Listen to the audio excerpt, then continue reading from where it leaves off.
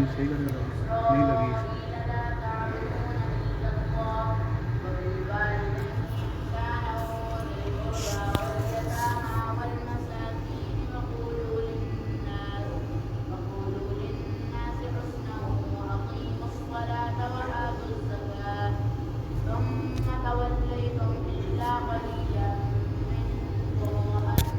اس کی پن صحیح نہیں لگی. کاٹ کے باہر لگا دی.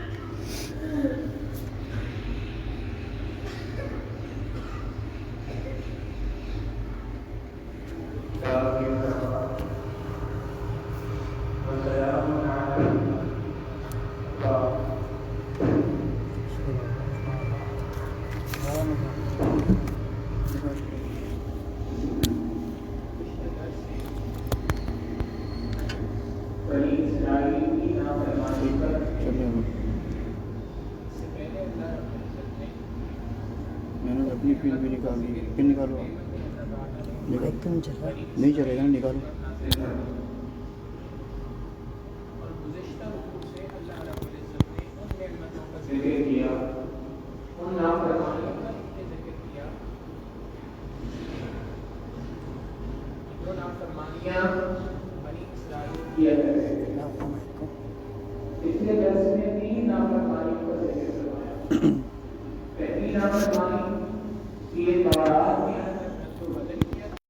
تحریف کرتے تھے.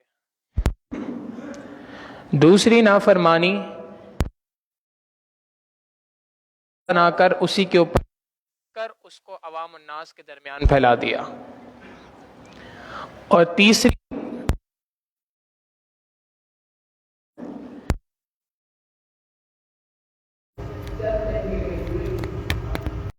چلے جائیں گے.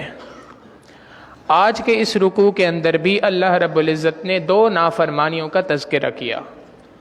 حقیقتاً دو وعدے تھے جو اللہ رب العزت نے ان سے لیے. ان وعدوں کا تذکرہ ہے. ان وعدوں میں سے ایک وعدہ تو وہ ہے کہ جو صرف بنی اسرائیل سے نہیں لیا بلکہ آدم علیہ السلام سے لے کر آنے والی آخری امت یعنی نبی علیہ السلام کی امت سمیت ہر امت سے یہ وعدہ لیا گیا. تو اس وعدے کو پہلے ذکر کیا اللہ تعالیٰ نے کہ دیکھو ہم نے تم سے یہ وعدہ لیا تو سب سے ہی تھا, لیکن بنی اسرائیل کا تذکرہ یہاں پر خاص طور پہ کیا کہ تم سے یہ وعدہ لیا تھا اور تم نے اس وعدے کی نافرمانی کی, اس کی خلاف ورزی کی. تو اس کا تفصیلی ذکر یہاں پر موجود ہے. اللہ رب العزت فرماتے ہیں وَإِذْ أَخَذْنَا مِيثَاقَ بَنِي إِسْرَائِيلَ, یاد کرو اس وقت کو جب ہم نے ایک پکا عہد لیا تھا, پختہ وعدہ لیا تھا بنی اسرائیل سے کہ لا تعبدون الا اللہ. یہ پورا تفصیلی ایک وعدہ ہے جس کی چھوٹی چھوٹی سی جزیات ہیں. ان میں سے پہلی بات یہ کہ تم اللہ کے سوا کسی کی عبادت نہیں کرو گے. یہ حکم آدم علیہ السلام سے لے کر آخری آنے والے انسان تک ہر شخص سے یہ وعدہ لیا گیا. چنانچہ جتنے بھی انبیاء دنیا کے اندر تشریف لائے انہوں نے ایک ہی بات کی، یا ایھا الناس اعبدوا اللہ، اے انسانوں اللہ کی عبادت کرو۔ تو یہ ایک ایسا حکم ہے جو تمام شریعتوں کے اندر ایک ہی ہے، تمام شریعتیں اس بات کے اوپر متفق ہیں۔ لہٰذا اللہ رب العزت نے یہاں پر فرما دیا کہ اے بنی اسرائیل، ہم نے تم سے اس بات کا وعدہ لیا تھا کہ تم اس بات کا اقرار کرو گے کہ اللہ کے سوا کوئی معبود نہیں، اللہ کے سوا کوئی حاجت روا نہیں، اللہ کے سوا کوئی مشکل کشا نہیں۔ ان کا حال یہ تھا کہ اتخذوا احبارهم ورهبانهم اربابا من دون اللہ والمسیح ابن مریم، کہ انہوں نے بنی اسرائیل نے اپنے علماء کو، اپنے پیروں کو اپنا معبود بنا لیا تھا، یہاں تک کہ المسیح ابن مریم، سیدنا عیسیٰ علیہ السلام کے بارے میں بھی یہ کہا کرتے تھے کہ یہ بھی اللہ کے بیٹے ہیں، اللہ کے نائب ہیں، اور ہمیں انہی کی عبادت کرنی ہے۔ تو اللہ رب العزت نے فرما دیا کہ تم نے نہ تو کسی عالم کی عبادت کرنی ہے، نہ تم نے کسی پیر کی عبادت کرنی ہے، نہ تم نے کسی نبی کی عبادت کرنی ہے۔ تم نے اگر عبادت کرنی ہے دنیا کے اندر تو صرف اور صرف اللہ رب العزت ہی کی عبادت کرنی ہے۔ آج ہمارے اس معاشرے کے اندر بھی جاہلانہ رسمیں شروع ہو گئی ہیں، زمانے سے ہیں، اور وہ یہی ہیں کہ لوگ اپنے دروں پر دوسروں کو سجدہ کرایا کرتے ہیں۔ یاد رکھیں، امام ربانی مجدد الفسانی رحمۃ اللہ علیہ نے لکھا ہے کہ سچا عالم، سچا پیر، سچا شیخ وہی شخص ہے جو لوگوں کو اللہ سے جوڑے اور اتباع سنت کی طرف لگائے۔ جو شخص اپنے آپ سے لوگوں کو جوڑتا ہے، جو کوئی شخص سنت کے بجائے اپنی پیروی کرنا لوگوں کو سکھاتا ہے، وہ سمجھ لیں کہ وہ عالم نہیں ہے، وہ پیر نہیں ہے، وہ پیر کی شکل میں، عالم کی شکل میں دنیا کا سب سے بڑا شیطان ہے۔ یہ بات امام ربانی مجدد الفسانی رحمۃ اللہ علیہ نے لکھی ہے۔ لہٰذا اعبد اللہ، اللہ کے سوا کسی کی بھی عبادت نہیں کرنی۔ عبادت کے لائق اگر کوئی ذات ہے تو فقط اللہ رب العزت کی ذات ہے۔ دوسری بات فرمائی وبالوالدین احسانا، ہم نے تم سے دوسرا عہد یہ لیا تھا، دوسرا وعدہ یہ لیا تھا کہ تم والدین کے ساتھ حسن سلوک کرو گے، والدین کے ساتھ نافرمانی نہیں کرو گے ان کی، بلکہ ان کے ساتھ حسن سلوک کرو گے۔ دنیا کے اندر اللہ رب العزت کے جتنے احسانات بندوں کے اوپر ہیں اس کا تو کوئی تقابل ہی نہیں ہے۔ اللہ کے بعد اور انبیاء علیہم السلام کی ذات کے بعد دنیا کے اندر اگر سب سے زیادہ انسان پر احسانات ہیں تو وہ والدین کی اولاد کے اوپر ہوا کرتے ہیں۔ لہٰذا اللہ رب العزت نے اس کو یہاں پر ذکر فرمایا۔ یہ والدین کی فرما برداری یہ اتنی عجیب بات ہے کہ شریعت نے کہا کہ بعض مسائل، بعض شریعت کے معاملے ایسے ہیں جن کے اندر اگر والدین تمہیں اس کی خلاف ورزی کرنے کا حکم دیں تو بھی ان کی بات مان لو۔ چنانچہ اب اس کی تفصیل شاہ عبدالعزیز محدث دہلوی رحمۃ اللہ علیہ نے لکھی ہے۔ وہ فرماتے ہیں کہ اگر والدین فرائض و واجبات کی خلاف ورزی کرنے کا کہیں تو اس صورت میں تو ان کی بات نہیں ماننی۔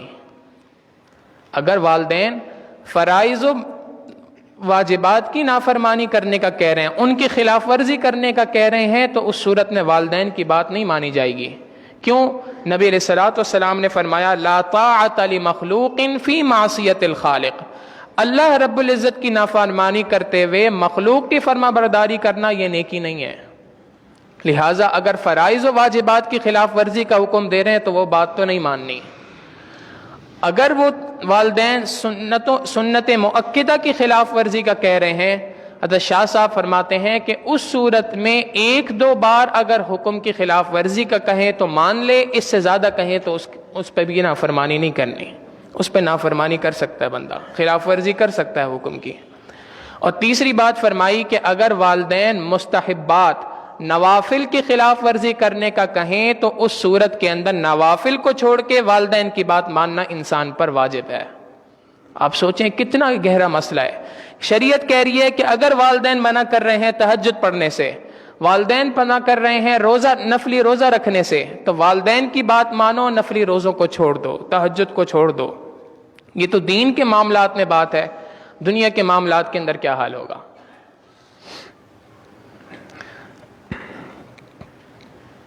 چنانچہ آج ہمارے معاشرے کے اندر ایک فضا ایسی بنا دی گئی ہے کہ جب اولاد نوجوان ہوتی ہے، جوان ہوتی ہے، بڑی عمر کو پہنچتی ہے تو وہ اپنے والدین کی نافرمانی کرنا شروع کر دیتی ہے۔ ہر نوجوان آج یہی سمجھتا ہے کہ میرا دنیا کے اندر سب سے زیادہ بڑا دشمن میرے والدین ہیں۔ جس بات کو وہ سمجھاتے ہیں اسی بات کی خلاف ورزی کرنے کو اپنا ایک وتیرہ سمجھتا ہے۔ میں اسے سمجھوں ہو دشمن جو مجھے سمجھائے ہے، ایک ٹرینڈ چل پڑا ہے آج کل۔ اس کو ایک بہت زیادہ فیشن کے اعتبار سے سمجھا جاتا ہے کہ جو شخص جتنا بڑا والدین کا نافرمان ہے وہ اتنی زیادہ فخر کے ساتھ زندگی گزار رہا ہوتا ہے۔ حالانکہ یہ بات یاد رکھیں، علماء نے لکھا ہے بعض گناہ وہ ہیں کہ جن گناہوں کے کرنے پر آخرت میں سزا تو ملنی ہی ملنی ہے، ان گناہوں کی سزا دنیا کے اندر انسان کو مل کے رہتی ہے۔ اس شخص کو موت نہیں آ سکتی جب تک کہ اس شخص کو اس گناہ کی سزا نہ ملے۔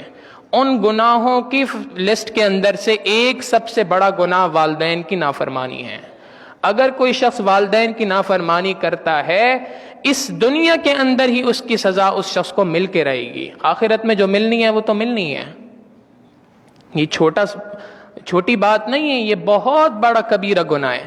اتنا بڑا کبیرہ گناہ ہے کہ نبی علیہ الصلوۃ والسلام نے فرمایا 27ویں شب کی رات ہو، شب قدر کی رات ہو، اللہ رب العزت کی رحمت کا دریا بہہ رہا ہے، ہر بندے کی مغفرت کے فیصلے ہو رہے ہیں، فرشتے اعلان کر رہے ہیں جو شخص نیکی کی طرف تھوڑا سا آتا ہے اللہ فرماتے ہیں اس کی مغفرت کر دی جائے۔ مغفرت کے بہانے ہیں۔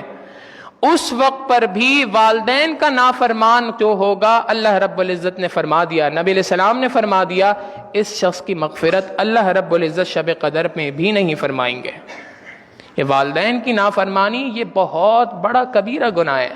ہم اس کو گناہ سمجھتے ہی نہیں ہیں، ہم اس کو کوئی نیکی کا کام ہی نہیں سمجھتے ہیں کہ والدین کے ساتھ اچھے سلوک کرنا، والدین کے ساتھ اچھی بات کرنا۔ آج نماز مسجد کے اندر پڑھنا اس کو تو نیکی سمجھا جاتا ہے، آج تہجد کا پڑھنا اس کو نیکی سمجھا جاتا ہے، بڑے بڑے واعظ اور بڑی بڑی بیانات کا کرنا اس کو تو نیکی سمجھا جاتا ہے، لیکن والدین کی خدمت کر لینا، ان کی اطاعت و فرما برداری کر لینا، ان کے ساتھ نیکی کے ساتھ بات کر لینا، اس کو آج نیکی سمجھا ہی نہیں جاتا ہے، حالانکہ یہ بہت بڑی عبادت ہے۔ نبی علیہ الصلوۃ والسلام نے صحابہ کو فرمایا کہ جو کوئی شخص اپنے والدین کو ایک مرتبہ محبت کی نگاہ سے دیکھے گا، ایک محبت کی نگاہ ڈالنے پر اللہ رب العزت اس کو ایک مقبول حج اور ایک عمرے کا ثواب عطا فرمائیں گے۔ یہ بات صحابہ نے سنی تو حیران ہو گئے، فرمایا اے اللہ کے محبوب صلی اللہ علیہ وسلم، اگر ایک شخص دن میں کئی بار والدین کو دیکھے تو پھر اللہ رب العزت کے محبوب صلی اللہ علیہ وسلم نے فرمایا کہ اللہ رب العزت کی ذات بہت بڑی ہے، تم سینکڑوں بار دیکھو گے، سینکڑوں بار اللہ رب العزت مقبول حج اور عمروں کا ثواب عطا فرما دیں گے۔ یہ بہت بڑی نیکی ہے۔ یاد رکھیے گا، والدین کبھی بھی اولاد کو ہاتھ اٹھا کر بد دعا نہیں دیا کرتے۔ عمومی طور پہ والدین اولاد کو ہاتھ اٹھا کر بد دعا نہیں دیا کرتے، ان کے دل کو تکلیف پہنچا دینا یہی سب سے بڑی بد دعا ہے۔ اور حدیث مبارکہ میں آتا ہے کہ والدین کی بد دعا اگر نکل جائے تو وہ بد دعا اللہ کے عرش کو چیرتے ہوئے چلے جاتی ہے۔ چنانچہ پہلے وعدہ یہ فرمایا کہ اللہ کے سوا تم کسی کی عبادت نہیں کرو گے۔ دوسری بات فرمائی کہ والدین کی نافرمانی نہیں کرو گے بلکہ والدین کی فرما برداری والی زندگی گزارو گے۔ تیسری بات فرمائی وَذِي الْقُرْبَى وَالْيَتَامَى وَالْمَسَاكِينَ، اپنے قریبی رشتہ داروں کے ساتھ، یتیموں کے ساتھ، مسکینوں کے ساتھ اچھا سلوک کرو گے، ان کے ساتھ نیکی کا سلوک کرو گے، بھلائی کا سلوک کرو گے، ان کے ساتھ جھگڑے نہیں کرو گے، ان کے ساتھ قطع تعلقی کا معاملہ نہ کرنا بلکہ ان کے ساتھ نیکی کا معاملہ کرنا، ان کے ساتھ اچھائی اور بھلائی کا معاملہ کرنا۔ ہم آج اس کے اندر بھی پیچھے ہیں، جس سے دیکھو ہماری لڑائی ہے۔ رشتہ داروں کے اندر ایک رشتہ دار دوسرے رشتہ دار کی شکل دیکھنے کو تیار نہیں۔ نبی علیہ الصلوۃ والسلام نے اس کی بالکل الٹ ہمیں احکامات دیے، فرمایا سل من قطعک، جو شخص توڑے تم اس کے ساتھ جوڑو۔ اور ہمارا معاملہ یہ ہے کہ جو ہم سے جوڑنے کی کوشش کرتے ہیں ہم اس کے ساتھ بھی توڑنے کا معاملہ کرتے ہیں۔ ہماری زندگی بالکل الٹ گزر رہی ہے۔ یاد رکھیے گا، حدیث مبارکہ میں آتا ہے، نبی علیہ الصلوۃ والسلام سے کسی نے پوچھا اے اللہ کے محبوب صلی اللہ علیہ وسلم، رزق کی بڑی تنگی ہے، ہم میں سے اکثر لوگ رزق کی وجہ سے پریشان ہیں۔ اللہ کے محبوب صلی اللہ علیہ وسلم سے پوچھا رزق کی تنگی ہے کیا کروں؟ فرمایا اپنے رشتہ داروں کے ساتھ صلہ رحمی کا معاملہ کرو۔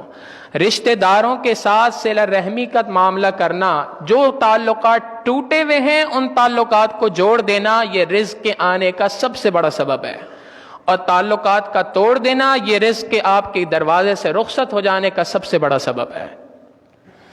تو فرمایا کہ والدین کے ساتھ بھی حسن سلوک کرو اور رشتہ داروں کے ساتھ بھی اچھائی کا معاملہ کرو، اور آگے فرمایا یتیموں اور مسکینوں کے ساتھ بھی اچھا معاملہ کرو۔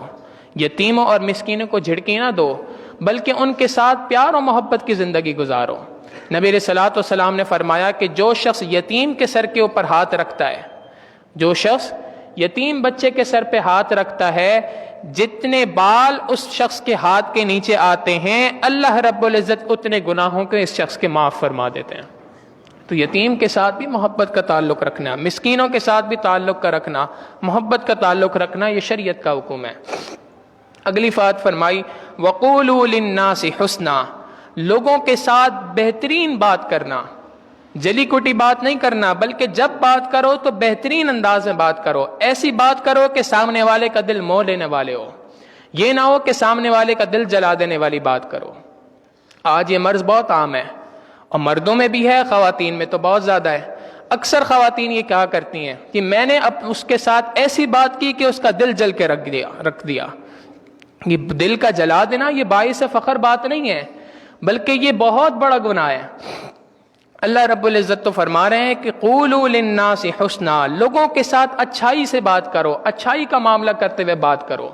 جب کسی شخص کو سمجھاؤ، جب کسی شخص کے ساتھ کوئی بات چیت کرو تو ایسے انداز میں بات کرو کہ سامنے والا تمہاری بات سن کے خوش ہو جائے۔ یہ نہیں کہ تمہاری بات سن کے سامنے والا اپنے اوپر شرمندگی اختیار کر کے رکھا ہوا ہو کہ میں نے یہ بات اس سے کیوں کر دی، اس کے ساتھ اس سے میرا واسطہ ہی کیوں پڑ گیا۔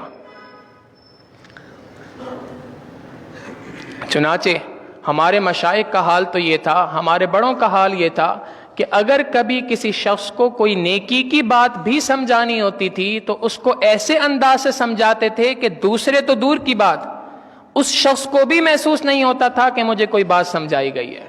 ہمارا معاملہ کتنا جدا ہے۔ ہم اگر دیکھ لیں کہ کوئی شخص کسی غلطی کے اندر ہے، مسجد کے اندر ہے، ایک شخص کے موبائل کی فون کی گھنٹی بج گئی، پوری مسجد کے اندر شور ہو رہا ہوتا ہے، ہر شخص اس کو ڈانٹ رہا ہوتا ہے۔ بھائی کوئی بھی جان بوجھ کر تو اپنے موبائل کو آن نہیں کر کے رکھے گا نا، غلطی ہو گئی ہے۔ اب اس غلطی کا تقاضا تو یہ تھا کہ اس شخص کے اوپر، اس کے ایپ پر پردہ پوشی ڈالی جاتی ہے۔ ہمارا حال یہ ہے کہ ہر شخص پلٹ پلٹ کے اس کو دیکھ رہا ہوتا ہے، یہ کون تھا جس کی موبائل کی گھنٹی بجی ہے۔ کسی شخص نے اگر رکوع صحیح سے نہیں کیا، سجدہ صحیح سے نہیں کیا، کوئی غلطی نماز کے اندر کر دی، ہم اس کی ایسی اصلاح کرنے کی کوشش کرتے ہیں کہ پوری مسجد کو پتہ چل رہا ہوتا ہے آج کسی شخص نے نماز کے اندر غلطی کی ہے۔ سنیں ہمارے بڑوں کا حال کیا تھا۔ نبی علیہ الصلوۃ والسلام کے سامنے ایک دیہاتی آیا مسجد کے اندر، اور آ کر مسجد کے کونے کے اندر کھڑے ہو کے پیشاب کرنے لگ گیا۔ آپ ذرا سوچیں ہماری اس مسجد کے اندر کوئی آ کر پیشاب کرنے لگ جائے اس طرح سے، ہم اس کا کیا حال کریں گے؟ اللہ کے محبوب صلی اللہ علیہ وسلم موجود ہیں، صحابہ موجود ہیں، ایک دیہاتی آیا نہ مسجد کے اندر کھڑے ہو کے پیشاب کر رہا ہے۔ نبی علیہ الصلوۃ والسلام کے صحابہ بھاگے کہ اس کو روکیں، اللہ کے محبوب صلی اللہ علیہ وسلم نے روک دیا، فرمایا اس کو کرنے دو۔ جب قضاء حاجت سے فارغ ہو گیا، نبی علیہ الصلوۃ والسلام نے اس کے بعد اس کو بلایا، اے بھائی مسجد اللہ کا گھر ہوا کرتا ہے، اس کے اندر اس طرح سے پیشاب نہیں کیا کرتے۔ اتنی بات فرمائی، صحابہ کو فرمایا جاؤ اور اس جگہ کو پاک کر دو۔ اس صحابی کو بھی مسئلہ سمجھ آ گیا، شرمندگی سے بھی محفوظ ہو گیا، اور مسجد بھی پاک ہو گئی۔ سیدنا حسن رضی اللہ تعالیٰ عنہ، حسین رضی اللہ تعالیٰ عنہ دیکھ رہے تھے کہ ایک شخص ہمارے سامنے وضو کر رہا ہے اور غلط وضو کر رہا ہے، تو جا کے سمجھایا نہیں کہ جی آپ غلط وضو کر رہے ہیں، ہم آپ کو بتاتے ہیں صحیح طریقہ کیا ہوتا ہے۔ ساتھ بیٹھ گئے، فرمایا چچا جان ہم دونوں بھائی ہیں، ہم دونوں کو یہ بات سمجھ نہیں آ رہی کہ ہم میں سے صحیح وضو کون کر رہا ہے، ہم آپ کے سامنے وضو کر رہے ہیں، ذرا آپ چیک کر لیجئے، جس کا وضو صحیح ہو وہ آپ ہمیں بتا دیجئے گا۔ اس آدمی نے دونوں کا وضو دیکھا اور بعد میں کہا کہ بیٹا تم دونوں کا وضو صحیح ہے، حقیقت یہ ہے کہ میرا وضو غلط تھا، اور تم نے جس انداز سے میری اصلاح کی میں اس پر تمہارا شکر گزار ہوں۔ اصلاح کا طریقہ تو یہ ہوتا ہے۔ قولوا للناس حسنا، لوگوں کے ساتھ جب بھی بات کرو بھلائی کی بات کرو، نیکی کی بات کرو، اچھائی کی بات کرو۔ اور فرمایا وَأَقِيمُوا الصَّلَاةَ وَآتُوا الزَّكَاةَ، نماز کو بھی قائم کرو، زکوٰۃ بھی ادا کرو۔ یہ ایک پورا تفصیلی وعدہ تھا جو اللہ رب العزت نے بنی اسرائیل سے لیا۔ اللہ رب العزت فرماتے ہیں ثُمَّ تَوَلَّيْتُمْ إِلَّا قَلِيلًا مِّنْكُمْ، پھر تم میں سے سوائے تھوڑوں کے سب اس وعدے سے مکر گئے، پیٹ پھیر دیے۔ وَأَنْتُمْ مُعْرِضُونَ، اور آج کے زمانے کے اے بنی اسرائیل، جس وقت پر تم نبی علیہ السلام کے پاس موجود ہو، تم بھی اس وعدے سے اپنا منہ موڑ چکے ہو۔ ایک معنی تو اس کا یہی ہے کہ اے بنی اسرائیل تم بھی اس وعدے سے منہ موڑ چکے ہو، مگر ایک معنی اس کا ایک اور بھی ہے کہ جس طرح بنی اسرائیل نے اس قرآن کریم کے اس وعدے سے، تورات کے اس وعدے سے منہ موڑا تھا، اے مخاطب، اے قرآن کریم کو پڑھنے والے، تم بھی اسی طریقے سے اپنا منہ اس وعدے سے موڑ چکے ہو۔ ہم اور آپ اپنے گریبان میں ٹٹولیں، اپنے آپ کو ٹٹولیں کہ ہم سے بھی یہ وعدہ لیا گیا تھا، ہم اس وعدے کی کتنی پاسداری کر رہے ہیں۔ تو یہ وہ وعدہ تھا جو اللہ رب العزت نے بنی اسرائیل سے لیا تھا، یہ وہ وعدہ تھا جو اللہ تعالیٰ نے آدم علیہ السلام سے لے کر آخری آنے والی امتی تک ہر شخص سے یہ وعدہ لیا۔ اور اگلا وعدہ وہ آ رہا ہے جو اللہ رب العزت نے خاص طور پر بنی اسرائیل سے لیا تھا۔ اللہ تعالیٰ فرماتے ہیں وَإِذْ أَخَذْنَا مِيثَاقَكُمْ، یاد کرو اس وقت کو جب ہم نے تم سے ایک عہد لیا تھا، لَا تَسْفِكُونَ دِمَاءَكُمْ، کہ تم ایک دوسرے کا خون نہیں بہاؤ گے، وَلَا تُخْرِجُونَ أَنفُسَكُمْ مِنْ دِيَارِكُمْ، اور نہ تم میں سے بعض کو ان کے گھروں سے نکالیں گے، ثُمَّ أَقْرَرْتُمْ، تم نے اس بات کا اقرار کیا تھا کہ اے اللہ ہم ایسے ہی کریں گے، وَأَنْتُمْ تَشْهَدُونَ، اور تم اس بات پر آج بھی گواہ ہو کہ ہم نے تم سے یہ وعدہ لیا تھا۔ معاملہ یہ پیش آیا کہ بنی اسرائیل سے اللہ تعالیٰ نے وعدہ لیا کہ آج کے بعد اب تم آپس میں جھگڑے نہیں کرو گے، فتنے فساد نہیں مچاؤ گے، بلکہ آپس میں بھائی بھائی بن کے زندگی گزارو گے، لہٰذا ایک دوسرے سے لڑائی بھی نہیں کرنی، اور اگر تمہارا کوئی ساتھی، تمہارا کوئی قبیلے میں سے کوئی شخص باہر چلا جائے اور کسی دشمن کی قید کے اندر آ جائے تو تم اس کو فدیہ دے کر چھڑا کر واپس لے کے آؤ گے۔ یہ پورا کا پورا وعدہ تھا ان سے۔ انہوں نے پہلی شک کے اوپر تو عمل کیا، پہلی شک کی نافرمانی کیا یہ کرتے تھے کہ آپس میں ایک دوسرے کے ساتھ خوب خانہ جنگی کیا کرتے تھے، ایک دوسرے کے ساتھ لڑائی کیا کرتے تھے، ایک دوسرے کو مارا پیٹا کرتے تھے، اور اس کے بعد جو ان میں سے ایک دوسرے کے اوپر قابض ہو جاتا تھا، غالب آ جاتا تھا، وہ دوسرے کو اس کے شہر سے نکال دیا کرتا تھا۔ اب جب شہر سے نکل گئے تو نکل کے جائیں کہاں؟ کسی دوسرے شہر میں چلے جاتے تھے۔ جس شہر میں جاتے تھے وہاں کے بادشاہ اور وہاں کے لوگ ان کو اپنا قیدی بنا لیتے تھے۔ جب قیدی بن گئے تو اب یہ بنی اسرائیل ان کے پاس جاتے تھے اور کہتے تھے کہ اللہ نے ہمیں حکم دیا ہے کہ اگر تمہارا کوئی ساتھی اس طریقے سے کسی کی قید کے اندر آ جائے تو اس کو فدیہ دے کر اس کو چھڑا لیو، لہٰذا ہم فدیہ دیتے ہیں اور اس کو چھڑا لیتے ہیں۔ حالانکہ اللہ نے تو اس سے پہلے بھی حکم دیا تھا کہ بھائی لڑائی ہی نہیں کرنی جس لڑائی کے سبب تم فدیہ دے کے آؤ۔ اللہ تعالیٰ اس واقعے کو ذکر فرماتے ہیں ثم انتم هؤلاء تقتلون انفسکم، پھر اے بنی اسرائیل تم نے آپس میں ایک دوسرے کو قتل کرنا شروع کیا، وتخرجون فریقا منکم من دیارہم، تم میں سے ایک گروہ نے دوسرے گروہ کو اپنے گھر سے، اپنی شہر سے نکال دیا، تظاہرون علیہم بالاسم والعدوان، گناہوں کے اوپر ڈٹے ہوئے، گناہوں کے اوپر عمل کرتے ہوئے اور سرکشی کرتے ہوئے، وَإِن يَأْتُوكُمْ أُسَارَىٰ، اور جب تمہارا کوئی ساتھی قیدی بن کے دشمن کے پاس چلے جاتا تھا تو فادوہم، تم فدیہ دے کے اس کو چھڑا لیا کرتے تھے، وَهُوَ مُحَرَّمٌ عَلَيْكُمْ إِخْرَاجُهُمْ، حالانکہ جس طرح فدیہ دینا تمہارے اوپر ضروری تھا اسی طریقے سے اس ساتھی کو اپنے شہر سے نکالنا یہ بھی تمہارے اوپر حرام تھا۔ یہ دونوں کام حرام تھے نا، تو آدھے بات پہ عمل کرتے ہو، آدھی پہ عمل نہیں کرتے۔ افتؤمنون ببعض الکتاب وتکفرون ببعض، تم بعض کتاب کے حصے پر عمل کرتے ہو، اب بعض کو چھوڑ دیتے ہو، بعض کا انکار کر دیتے ہو۔ اس آیت کے اندر امت مسلمہ کی تصویر موجود ہے، ہمارا حال بھی یہی ہے۔ ہم میں سے ہر شخص نے اپنے لیے بعض مسائل کو چن لیا ہے کہ ان مسائل کا تعلق ہم سے ہے، ہمارا دین بس اتنا ہی ہے۔ چنانچہ بعض نے صرف مسجد کو اپنے تک رکھا ہے کہ جی مسجد کے اندر جب میں ہوں تو میں شریعت کے پابند ہوں، مسجد سے نکل جاؤں اب میری کوئی چیز نہیں ہے، میرے اوپر کوئی شریعت کا کوئی کسی قسم کا قانون لاگو نہیں ہوتا۔ کاروباری لوگوں سے پوچھ لیں، وہ کہتے ہیں جی سود کے بغیر کبھی بھی کاروبار نہیں چل سکتا، انہوں نے اپنے لیے بعض چیزوں کو حلال کر لیا، بعض کتاب کے اوپر عمل کر رہے ہیں، بعض کی تکفیر کر رہے ہیں۔ ملازمت والے لوگوں سے پوچھ لیں، وہ کہتے ہیں رشوت کے بغیر تو ملازمت جاب ہو ہی نہیں سکتی ہے۔ تو ہر شخص نے اپنے لیے دین کے کچھ حصے کو مقرر کر لیا۔ یہی امت مسلمہ کا حال ہے۔ بنی اسرائیل کو اللہ رب العزت فرمانے کہ ہم نے تمہیں دونوں جہانوں میں فضیلت عطا فرمائی تھی، تم نے کتاب کے بعض حصے پہ عمل کیا، بعض کو چھوڑ دیا، ہم نے تمہارے اوپر مسکنت اور ذلت طاری کر دی تھی۔ آج امت مسلمہ کا حال بھی یہی ہے۔ اللہ رب العزت نے تو عروج و ترقی عطا کی تھی، امت کے لوگوں نے آج دنیا کے اندر بعض چیزوں کو کے اوپر عمل کیا، بعض کو چھوڑ دیا ہے۔ آج امت بھی دنیا کے اندر ذلیل و رسوا ہو رہی ہے۔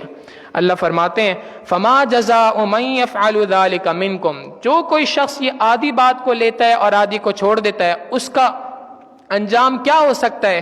الا خزي في الحیات الدنیا، دنیا کی زندگی کے اندر رسوائی کے سوا، دنیا کی زندگی کے اندر وہ رسوا ہوگا۔ دنیا میں تو رسوا ہوگا ہی ہوگا، آخرت کے بارے میں فرمایا وَيَوْمَ الْقِيَامَةِ يُرَدُّونَ إِلَىٰ أَشَدِّ الْعَذَابِ، قیامت کے دن یہ لوٹایا جائے گا شدید ترین عذاب کی طرف۔ وَمَا اللَّهُ بِغَافِلٍ عَمَّا تَعْمَلُونَ، اور جو کام تم دنیا کے اندر کر رہے ہو یاد رکھو اللہ تمہارے ان کاموں سے غافل نہیں ہے، اللہ ہر کام کو دیکھ رہا ہے۔ اور آگے آخر کے اندر اس رکوع کی آخری آیت میں اللہ رب العزت نے پھر دوبارہ اپنے اسی معمول کو دہرایا کہ جس طرح پچھلی چند آیتوں کے بعد ایک آیت ایسی آ جاتی تھی کہ جو ساری کی ساری آیتوں کا خلاصہ اور جھنجھوڑنے والی ہوتی تھی، یہ آیت بھی ایسی ہے۔ اللہ تعالیٰ فرماتے ہیں اولئک الذین اشتروا الحیات الدنیا بالآخرہ، یہ وہ لوگ ہیں جنہوں نے دنیا کی زندگی کو آخرت کے بدلے میں خرید لیا، آخرت کو چھوڑ دیا، دنیا کی زندگی کو اپنا لیا۔ اللہ فرماتے ہیں فلا یخفف عنہم العذاب، ان پر عذاب کے اندر کمی اور تخفیف نہیں کی جائے گی، ولا ہم ینصرون، اور نہ ان کی دنیا کے اندر کوئی مدد کی جائے گی، نہ دنیا کے اندر مدد کی جائے گی، نہ آخرت کے اندر مدد کی جائے گی۔ بات کیا ہے؟ انہوں نے آخرت کی زندگی کے اوپر دنیا کی زندگی کو فوقیت دی۔ یاد رکھیے گا انسان کے لیے دو چیزیں ہیں، ایک ہے مقصد زندگی، ایک ہے ضروریات زندگی۔ مقصد زندگی اللہ رب العزت کی بندگی ہے، اور ضروریات زندگی ہر انسان کے ساتھ ہیں، کھانا پینا، ملازمت کرنا، جاب کرنا، کاروبار کرنا، یہ ضروریات زندگی میں سے ہے۔ جس کسی شخص نے ضروریات زندگی کو مقصد زندگی کے اوپر فوقیت دے دی، وہ سمجھ لیں دنیا کا ناکام آدمی ہے، اور جس نے مقصد زندگی کو سامنے رکھ کر زندگی گزاری، ضروریات کو مقصد کے اوپر آنے نہیں دیا، وہ اس دنیا کا کامیاب آدمی ہے۔ اللہ رب العزت ہمیں کامیاب لوگوں میں شامل فرمائے اور ناکام لوگوں کی لسٹ سے ہمارا نام محفوظ رکھے۔ وآخر دعوانا ان الحمد للہ رب العالمین۔ سبحان رب جلال الوہاب، اللہم صلی علی سیدنا محمد وعلی آل سیدنا محمد وبارک وسلم۔ ربنا ظلمنا انفسنا وان لم تغفر لنا وترحمنا لنكونن من الخاسرین۔ اللہم انا نسألک علما نافعا وعملا متقبلا ولسانا ذاکرا وقلبا خاشعا ورزقا واسعا وشفاء من كل داء، وصلی اللہ تعالی علی حبیبہ سیدنا محمد وآلہ واصحابہ اجمعین برحمتک یا ارحم الراحمین۔